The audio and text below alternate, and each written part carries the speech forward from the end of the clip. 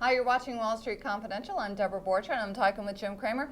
Jim, a week ago you made a call to sell, and the market went down 18%. Right.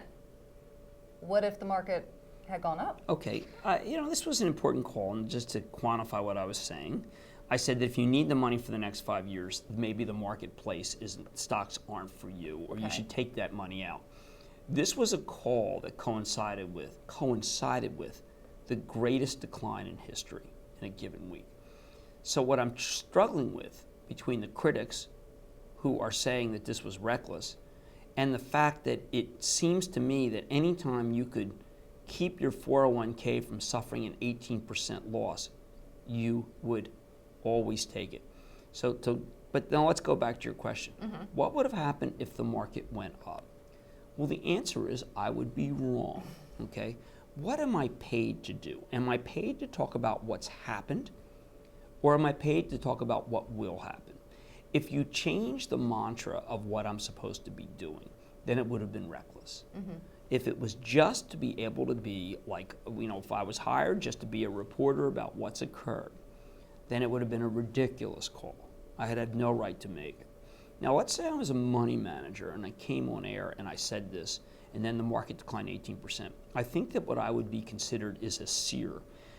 Elaine Gazzarelli in 1987 predicted there would be a horrible sell-off in October, okay? And we got one of the worst sell-offs ever. And she was widely regarded as being brilliant ever since then, even though she never really delivered again. I try to model myself off of Elaine's call. I am not going to model myself off of Tom Brokaw, Walter Cronkite. I'm not using the current guys because I don't want to convolute the issue. Right. But I do believe that it will take a huge amount of upside to get back to where my September 19th call was. The market has to climb 30%.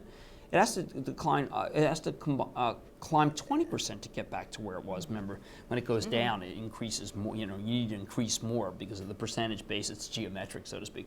So why wouldn't you do it? And the answer is that there is a unspoken word that buy and hold is always right. And I've been up against buy and hold my whole career. The truth is that the market hasn't made you any money in 10 years. So buy and hold must come into question in the same way that 401k investing comes into question. And the fact that I've been pilloried about the most right call I ever had tells me that this is exactly like what happened when I did the rant in August of last year. You have to ignore the critics because the critics are basing all of their questions on why a TV host has any right to even make these picks. I reiterate that if I were a hedge fund manager or a sell-side analyst for Merrill Lynch, people would say, what's Cramer's next move? But the fact that I am a TV host keeps me from being legitimate.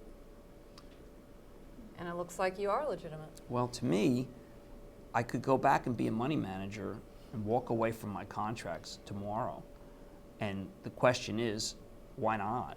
So Cramer got it right, and the mainstream media hates him for it.